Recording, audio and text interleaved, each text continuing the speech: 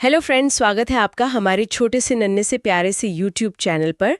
तो कैसे हैं आप? मैं आशा करती हूँ आप अच्छे होंगे, स्वस्थ होंगे और अपनी पढ़ाई में लगे हुए होंगे। बिल्कुल। और शुरुआत में ही एक बहुत ही ज़रूरी बात, चैनल को सब्सक्राइब करें, वीडियो को लाइक करें और नीचे कमेंट करें। हाँ, और इस क्लास का पीडीएफ डाउनलोड करने के लिए हमारे Telegram channel railway free notes को ज्वाइन करना ना भूलें। सही कहा, जिसका लिंक यूट्यूब चैनल के डिस्क्रिप्शन या इस वीडियो के डिस्क्रिप्शन बॉक्स में उपलब्ध है। तो आज की इस गहन चर्चा में हम उस अदृश्य जाल को डिकोड करने वाले हैं जो पृथ्वी पर मौजूद हर एक जीवित प्राणी, हर एक चट्टान और हवा के हर एक झोंके को एक साथ बांधे रखता है।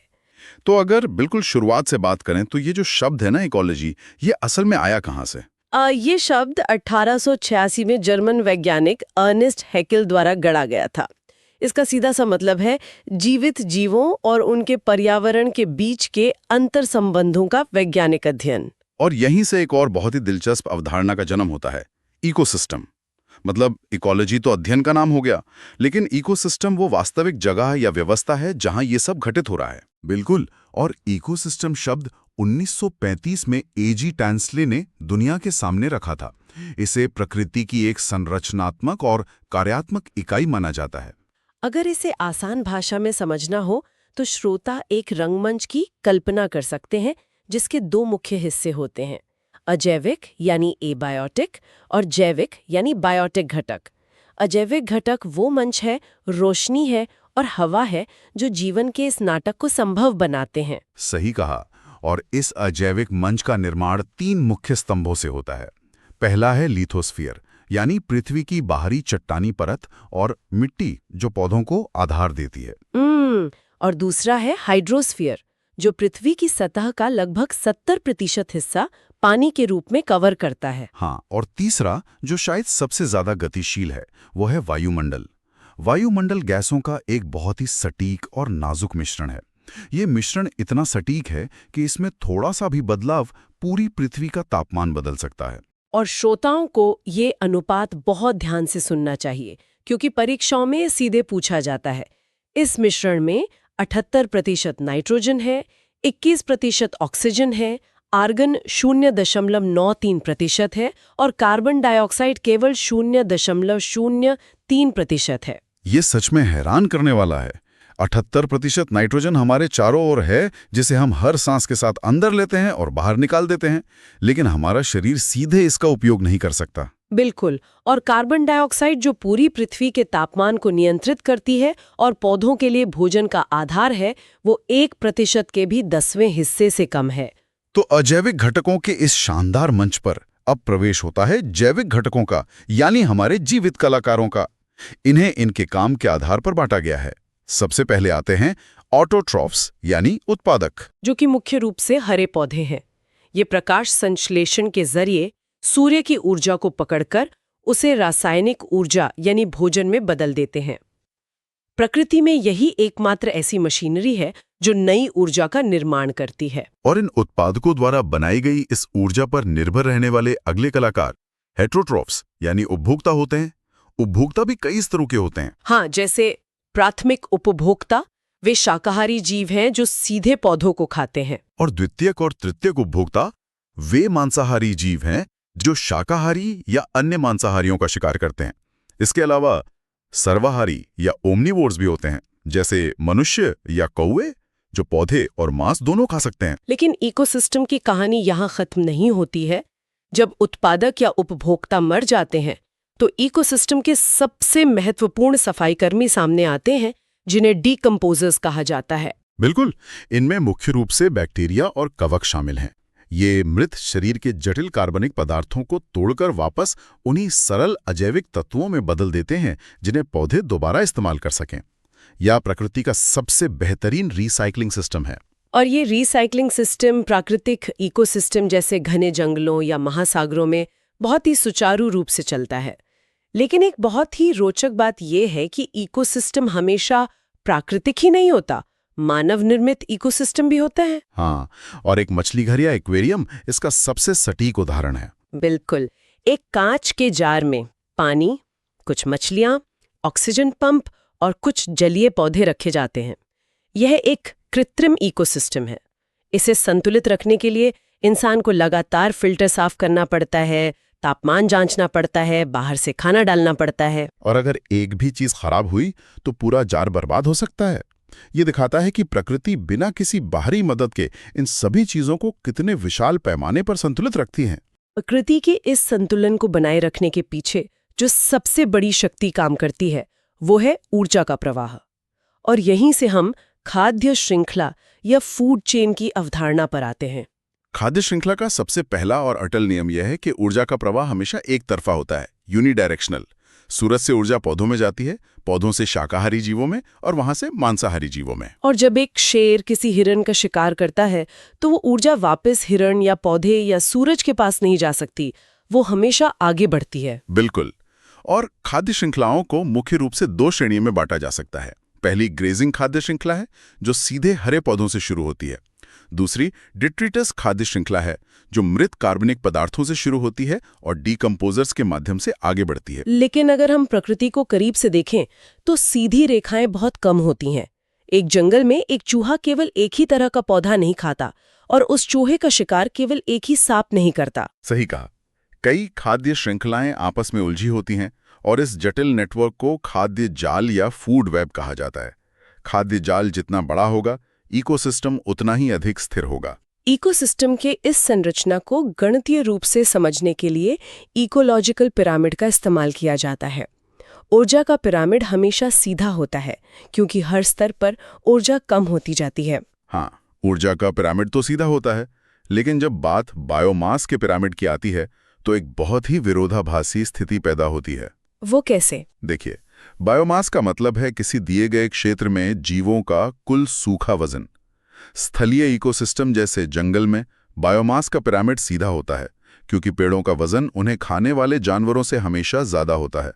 लेकिन जलीय इकोसिस्टम में ये पिरामिड अक्सर उल्टा हो जाता है, इन्वर्टेड। अच्छा, क्योंकि महासागरों में जो प्राथमिक उत्पादक होते हैं फाइटोप्लैंक्टन, वे सूक्ष्म होते हैं। बिल्कुल।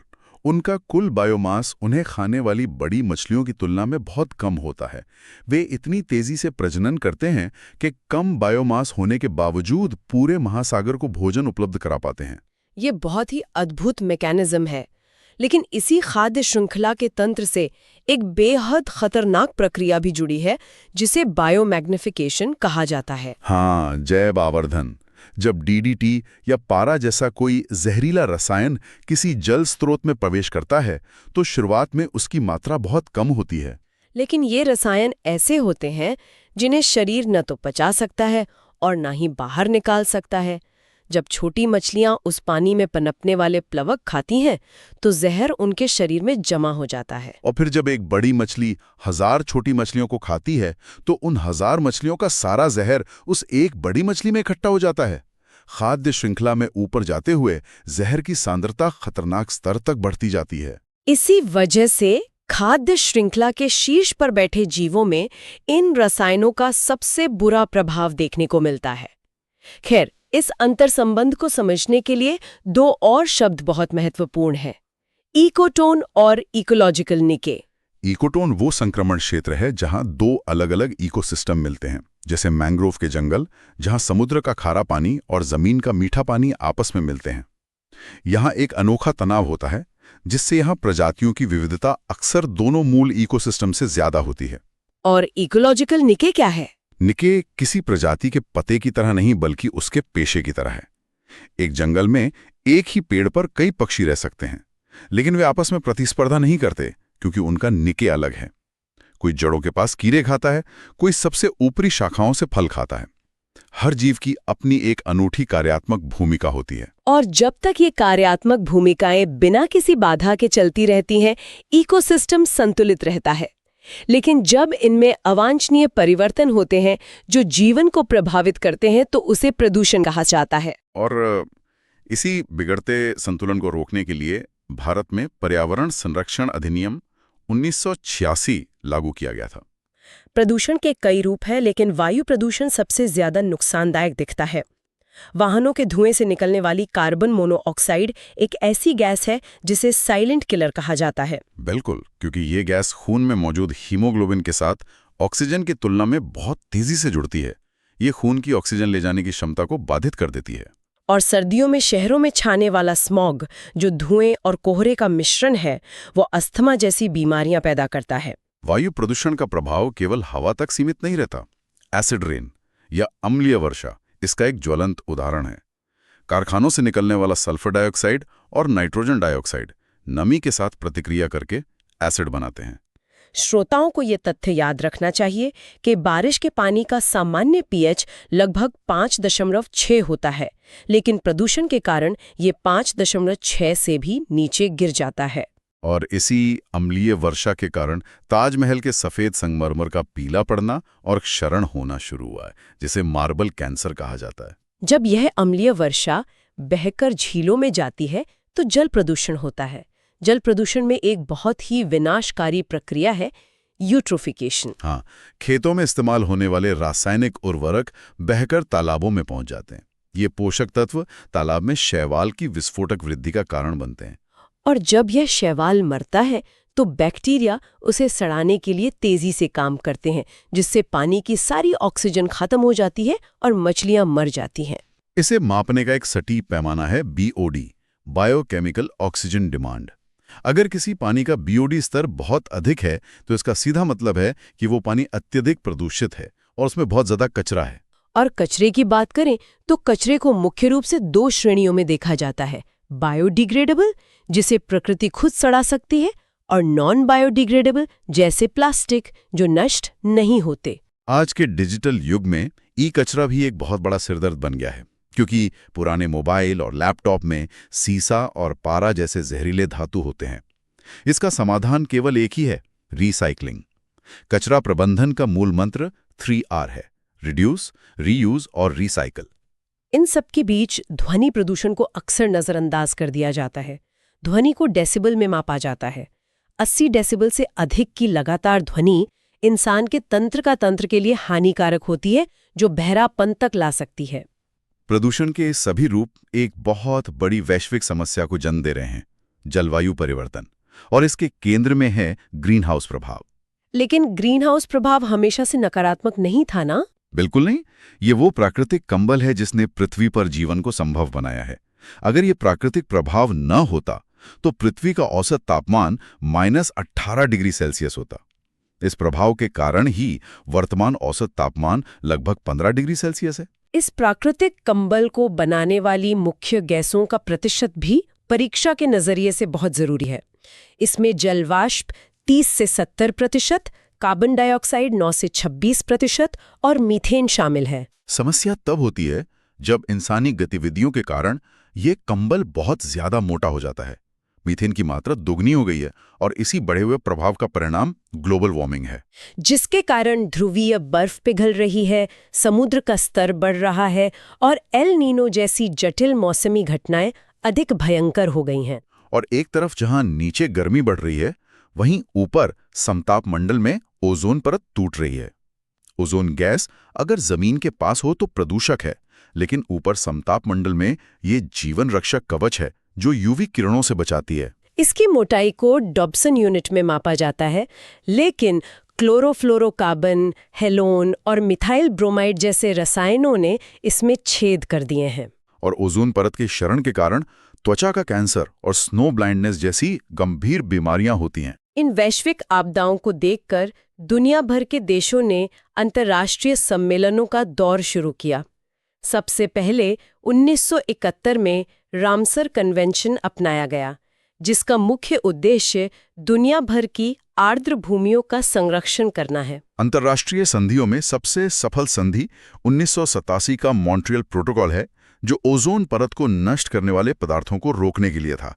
बाद में 2016 में इसमें किगाली संशोधन किया गया। फिर ग्रीनहाउस गैसों के उत्सर्जन को कम करने के लिए 1997 में क्योटो प्रोटोकॉल अपनाया गया और 2001 में स्टॉकहोम कन्वेंशन आया, जो स्थायी जैविक प्रदूषकों से निपटने के लिए था। इसके बाद 2013 में मीनामाता कन्वेंशन पर हस्ताक्षर किए गए, जिसका उद्देश्य दुनिया को पारा प्रदूषण से बचाना है। प्रतियोगी परीक्षाओं के नजरिए से कुछ महत्वपूर्ण तिथियां भी श्रोताओं को कंठस्थ होनी चाहिए। 5 जून को विश्व पर्यावरण दिवस मनाया जाता है, 2 फरवरी को विश्व आर्द्र भूमि दिवस, 22 अप्रैल को पृथ्वी दिवस और 22 मई को अंतर्राष्ट्रीय जैव विविधता दिवस मनाया जाता है। इन सब के अलावा भारत के संदर्भ में 2 दिसंबर 1984 की तारीख भुलाई नहीं जा सकती। भोपाल गैस त्रासदी में यूनियन कार्बाइड कारखाने से मिथाइल आइसोसाइनाइड गैस का रिसाव हुआ था। बिल्कुल, वो बहुत ही भयानक औद्योगिक आपदा थी। अब कुछ महत्वपूर्ण वन लाइनर्स की बात करते हैं। भारत में पक्षियों के अध्ययन को नई दिशा देने वाले डॉक्टर सालेम अली को बर्डमैन ऑफ इंडिया कहा जाता है। और एक और दिलचस्प तथ्य है, ग्रीन गोल्ड क्रांति जो बांस के उत्पादन से जुड़ी है। बांस इतनी तेजी से बढ़ता है कि इसे हरा सोना कहा गया है। प्रदूषण को मापने के प्राकृतिक तरीकों में लाइकेन का नाम सबसे ऊपर आता है, जो सल्फर डाइऑक्साइड के प्रति बेहद संवेदनशील होते हैं। इसलिए इन्हें वायु प्रदूषण का सबसे अच्छा संकेतक माना जाता है। और अगर भविष्य की ऊर्जा की बात करें तो हाइड्रोजन को भविष्य का स्वच्छ ऊर्जा स्रोत माना जा रहा है। वर्तमान में वाहनों के लिए सीएनजी को सबसे अच्छा वैकल्पिक ईंधन माना जाता है, जिसमें मुख्य रूप से मीथेन होती है। आज की इस गहन चर्चा में हमने इकोलॉजी की बुनियादी परिभाषाओं से लेकर इकोसिस्टम की जटिल कार्यप्रणाली, ऊर्जा के प्रवाह, प्रदूषण और पृथ्वी को बचाने के लिए की गई वैश्विक संधियों तक सब कुछ कवर किया है। इन सभी तथ्यों से ये पूरी तरह साफ हो जाता है कि प्रकृति में हर क्रिया की एक प्रतिक्रिया होती है। इकोसिस्टम के भीतर जो भी छेड़छाड़ की जाती है, उसका असर अंततः मानवता पर ही पड़ता है। इसलिए ये तथ्य केवल परीक्षा पास करने के लिए नहीं, बल्कि हमारे अस्तित्व से जुड़े हैं। ये पीडीएफ के लिए Telegram channel free railway exam notes join करना न भूलें और चैनल को सब्सक्राइब जरूर करें। हमारी इस चर्चा को सुनने के लिए सभी श्रोताओं का बहुत बहुत धन्यवाद। जय हिंद, जय भारत।